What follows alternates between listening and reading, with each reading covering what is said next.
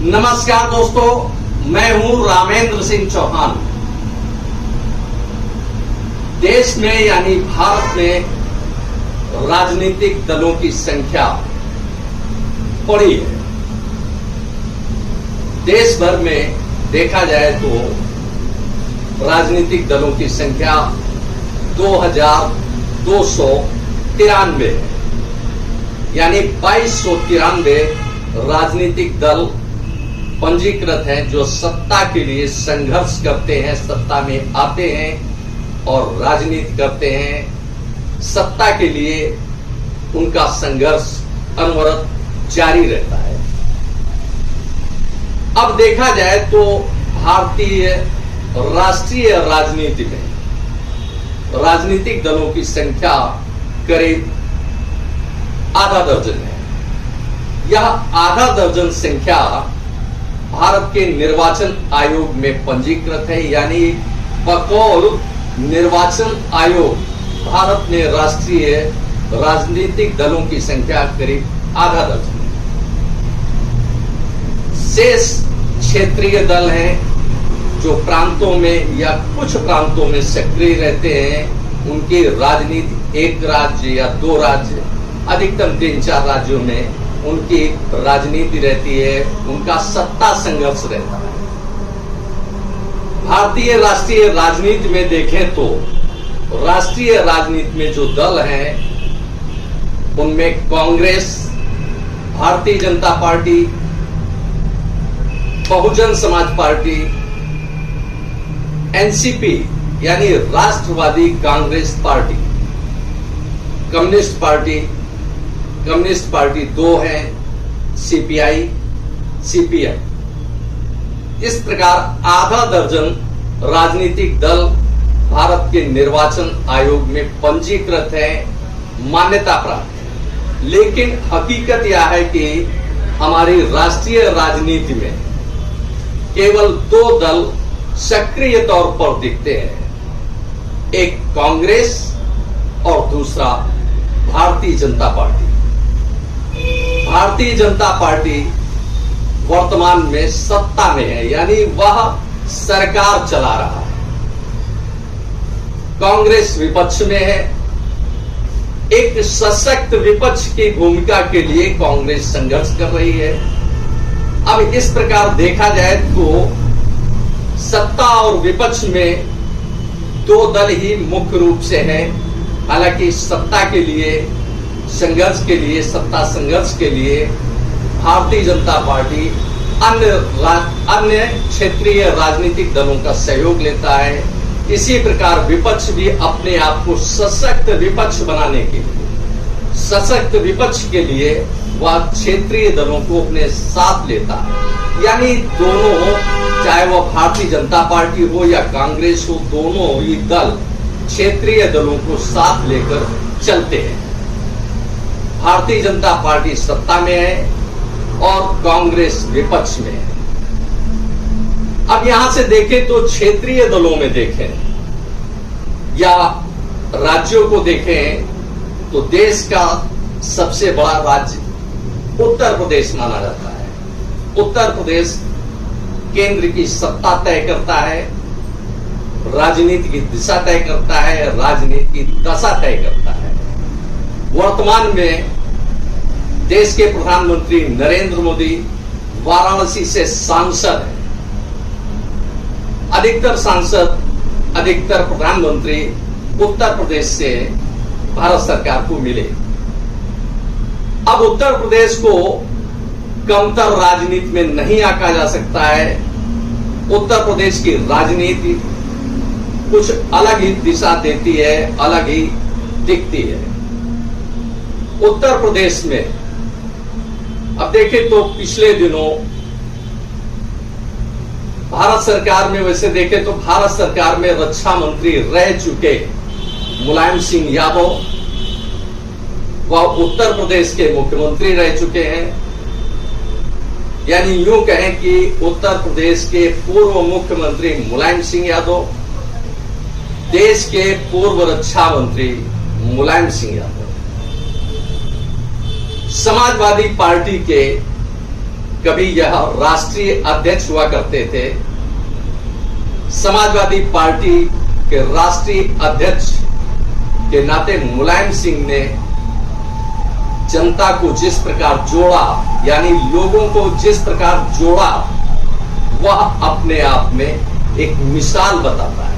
हालांकि उन्होंने MY factor लेकर राजनीति की और उत्तर प्रदेश की सत्ता में रहे, केंद्र की सत्ता में सहयोगी रहे, वो यानी रक्षा मंत्री रहे और उनका अपना राजनीतिक कद काफी बड़ा रहा राजनीति में। कभी वह प्रधानमंत्री पद के दावेदार रहे, हालांकि वह प्रधानमंत्री नहीं बन पाए। मुलायम सिंह अपने यदाकदा बयानों में या यदाकदा वक्तव्यों में अपनी पीड़ा यह जाहिर करते हैं कि वह प्रधानमंत्री क्यों नहीं बन पाए। इसके लिए वह जिम्मेदार ठहराते हैं बिहार के पूर्व मुख्यमंत्री लालू प्रसाद यादव को। लेकिन मुलायम सिंह को प्रधानमंत्री का पद नहीं मिला, यह एक अलग बात है। लेकिन इसी के साथ ही उनके राजनीतिक कद को कम करके नहीं आंका जा सकता, क्योंकि मुलायम सिंह यादव की एक परंपरा और एक फिलॉसफी रही है कि वह लोगों को अपने साथ जोड़ने में विश्वास रखते रहे और वह इस दिशा में कामयाब भी रहे।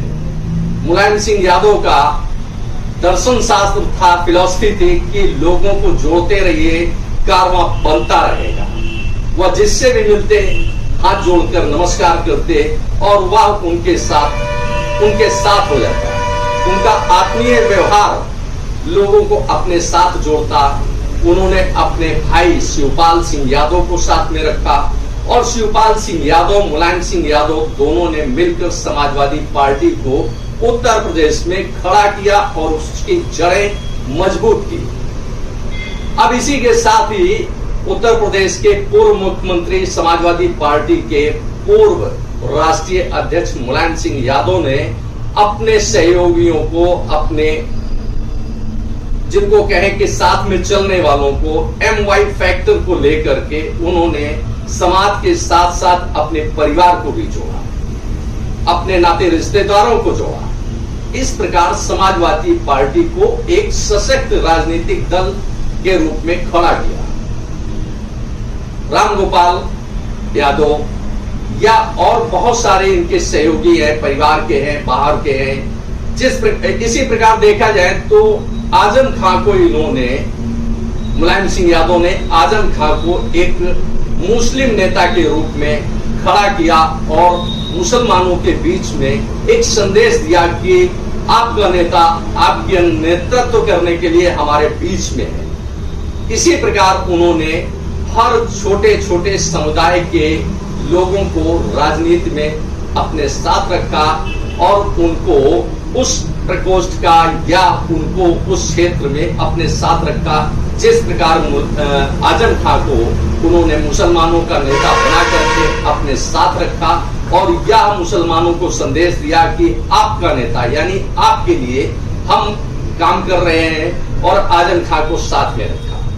इसी प्रकार उन्होंने राजनीति के हर क्षेत्र में, चाहे वह नरेश उत्तम की बात हो, उत्तर प्रदेश के लिए उन्होंने कुर्मी नेता के रूप में नरेश उत्तम को उन्होंने सामने रखा। इसी प्रकार अन्य छोटी छोटी जातियों को मिला करके उन्होंने राजनीति का एक बड़ा संबल तैयार किया, यानी समाजवादी पार्टी को खड़ा करने में एक आयाम स्थापित किया कि किस प्रकार हम समाजवादी पार्टी को बड़े कैनवास पर ले जाएं, और उनकी कोशिश भी थी और वह काफी हद तक कामयाब भी रहे।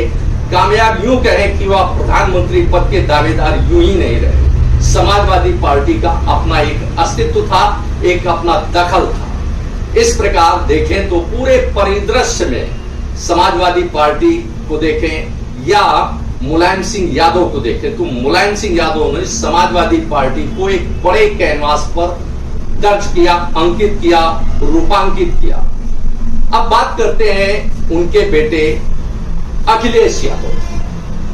अखिलेश यादव के बारे में एक सामान्य तौर पर माना जाता है कि उन्होंने अपने पिता मुलायम सिंह यादव को न केवल हाईजैक किया बल्कि समाजवादी पार्टी को भी उन्होंने हाईजैक कर लिया। ऐसा माना जाता है विश्लेषकों के बीच में। अखिलेश यादव की योग्यता लोग मानते हैं कि वह सिर्फ और सिर्फ मुलायम सिंह यादव के पुत्र होने के नाते ही अपनी एक पहचान रखते हैं। उनका राजनीति में अभी तक ऐसा कोई करिश्मा नहीं रहा कि जिससे यह कहा जाए कि समाजवादी पार्टी को उन्होंने ऑक्सीजन दी है, राजनीतिक ऑक्सीजन दी है, पॉलिटिकल ऑक्सीजन दी है, यह नहीं कहा जा सकता है।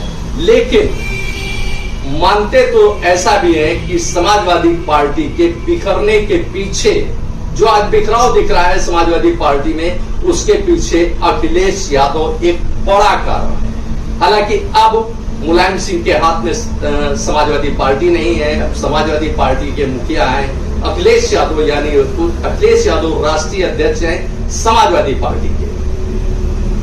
अब पूरे परिदृश्य में गौर करें तो समाजवादी पार्टी जब से अखिलेश यादव के हाथ में आई है उसके नेता छिटकते जा रहे हैं। यहां तक देखें कि अखिलेश यादव अपने सगे चाचा शिवपाल सिंह यादव को भी अपने साथ नहीं रख पाए। अब यह अहम का मामला हो या व्यक्तिगत मामला हो या क्या कारण है यह तो नहीं कहा जा सकता, लेकिन इतना जरूर है कि सत्ता से दूर होना शिवपाल यादव को इसलिए खला क्योंकि समाजवादी पार्टी को खड़ा करने में शिवपाल सिंह यादव की भी अहम भूमिका रही है। वह मुलायम सिंह यादव के साथ कंधे से कंधा मिलाकर खड़े रहे और संघर्ष करते रहे। उत्तर प्रदेश में समाजवादी पार्टी को मजबूत किया और खड़ा किया, यह शिवपाल सिंह यादव का काम था। शिवपाल सिंह यादव ने भरपूर ऑक्सीजन देने की कोशिश की समाजवादी पार्टी को और समाजवादी पार्टी के एक मजबूत स्तंभ के रूप में शिवपाल सिंह यादव रहे। हमेशा शिवपाल सिंह यादव मुलायम सिंह के बाद दूसरे नंबर के नेता माने जाते रहे। हालांकि यहाँ इस पर कुछ राजनीतिक विश्लेषक अपना मत अलग रखते हैं। वह कभी आजम खां को तो दूसरे नंबर का नेता समाजवादी पार्टी में मानते रहे, तो कुछ शिवपाल सिंह यादव को समाजवादी पार्टी में दूसरे नंबर का नेता मानते रहे। लेकिन जब से अखिलेश यादव ने समाजवादी पार्टी की कमान संभाली, उसके बाद से लगातार उनके नेता दूर होते चले गए। उनके नेता उनसे छिटकते रहे, यानी समाजवादी पार्टी से वह अलग थलग दिखाई देते रहे। अब इनमें शिवपाल सिंह यादव भी हैं, आजम खां भी हैं और इस तरह से बहुत सारे नेता हैं। यहां तक कि उन अखिलेश यादव के छोटे भाई की पत्नी अपर्णा यादव को समाजवादी पार्टी छोड़कर भारतीय जनता पार्टी में जाना पड़ा। कहीं न कहीं वह अखिलेश यादव के राव रवैये से असंतुष्ट थे, जिसके कारण उन्होंने समाजवादी पार्टी का परित्याग किया।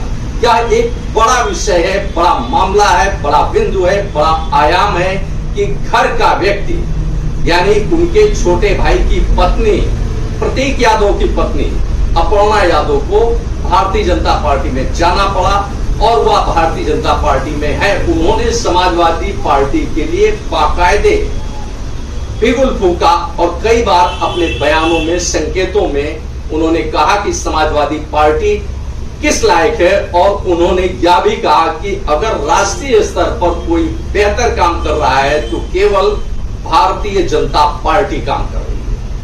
अब इसके अलावा यह देखें कि अखिलेश यादव जब से समाजवादी पार्टी के मुखिया बने यानी राष्ट्रीय अध्यक्ष बने समाजवादी पार्टी के, तब से उन्होंने खोया क्या। अब इस प्रकार देखें तो समाजवादी पार्टी सत्ता से बाहर हुई, संघर्ष करने के बावजूद सत्ता से बाहर। अपर्णा यादव को खोया समाजवादी पार्टी ने, शिवपाल सिंह यादव को खोया समाजवादी पार्टी ने और आजम खां भी बेहद नाराज दिखते रहते हैं समाजवादी पार्टी से। वह बार बार अपना किनारा कर लेते हैं कुछ भी कहने से। समाजवादी पार्टी के बड़े नेता आजम खां जेल में रहे लंबे समय तक। कहा जाता है, बताया जाता है कि अखिलेश यादव आजम खान से कभी भी मिलने जेल नहीं गए, जिससे वह रुष्ट है, असंतुष्ट है। इसके सिलसिलेवार देखें तो समाजवादी पार्टी ने जब से अखिलेश यादव ने कमान संभाली है, तब से खोने के अलावा उसने हासिल कुछ किया नहीं है, या सार्वजनिक है, सत्य है। समाजवादी पार्टी ने रामपुर की सीट अपनी खोई, आजमगढ़ की सीट खोई, अब मैनपुरी, जहां से मुलायम सिंह यादव मौजूदा समय में समाजवादी पार्टी के संरक्षक है। अब यह पद केवल कायाकल्प है या कल्पना है, या वास्तव में मुलायम सिंह यादव का कुछ प्रभाव है, कुछ अस्तित्व है, यह एक अलग बात है।